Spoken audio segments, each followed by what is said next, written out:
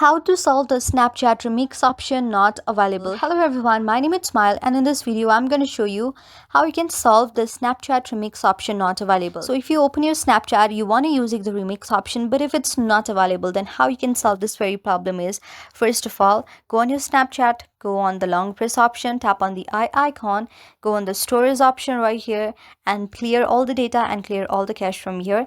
Uninstall your Snapchat, again go on the Google Play Store and reinstall your Snapchat there. Now after reinstalling, you can simply log into your account, and after logging into your account, your problem should be solved. But if it does not solve, then what you can do is you can simply tap on your profile on the top right left side and go on the setting option right here, scroll down and then you see the very option of I need a help option. Just tap on I need a help option and then you can report your problem from this. After reporting your problem, the Snapchat will send you a feedback after a few days, and after it sends you a feedback, your problem will surely be solved. So yes, that's how you can do it. I hope you like the video, and if you like the video, then please do hit the thumbs up and subscribe button and also comment in the comment section below. Thank you for watching.